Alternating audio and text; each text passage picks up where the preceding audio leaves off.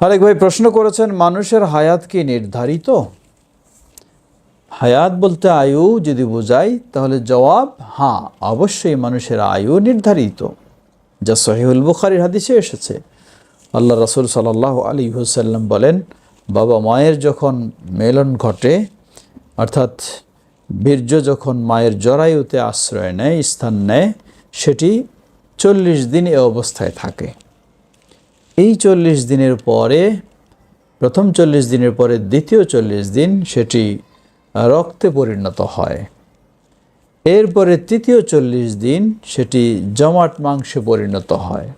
এই 340-এ 120 দিন তথা 4 মাস। এই 4 মাস হলে আল্লাহ সুবহানাহু ওয়া তাআলা ফেরেশতা প্রেরণ করেন 4টি জিনিস নির্দিষ্ট করে দেওয়ার জন্য। আজালুহু ওয়া রিজকুহু ওয়া আমালুহু ওয়া সাকিয়্যুন আও সাঈদুন। প্রথমেই হলো আজালুহু, তার আয়ু নির্ধারণ হয়ে যায়, লিখে দেওয়া হয়।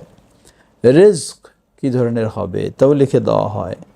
আমল কী ধরনের হবে তাও লিখে দেওয়া হয়। এবং হতভাগা না সৌভাগ্যবান তা লিখে দেওয়া হয়। আর এই লেখাটা হয় আল্লাহ সুবহানাহু ওয়া তাআলার জ্ঞান অনুযায়ী। এই জন্য তাকদীরের স্তরগুলির মাঝে প্রথম হলো আল্লাহর জ্ঞান, ইলমুল্লাহ, দ্বিতীয় হলো কিতাবাতুল্লাহ, আল্লাহর পক্ষ থেকে লিখে দেওয়া। আর এই লিখে দেওয়াটা আল্লাহ জানেন যে এই লোক এতদিন বাঁচবে, এই লোক এই করবে, সেগুলি লিখে দেওয়া হয়েছে। সুতরাং আমরা বলবো আয়ু অবশ্যই নির্ধারিত।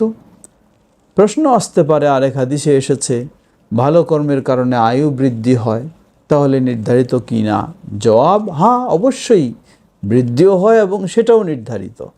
আমার ভাগ্যে এটাই রয়েছে, আমি এই ভালো কাজ করব, আমার আয়ু হলো এতদিন, এই ভালো কাজ করার কারণে আল্লাহ সুবহানাহু ওয়া তাআলা আমার আয়ুতে বরকত দেবেন অথবা বৃদ্ধি করে দেবেন, যার ফলে আসবে, এটাও আমার ভাগ্যে রয়েছে।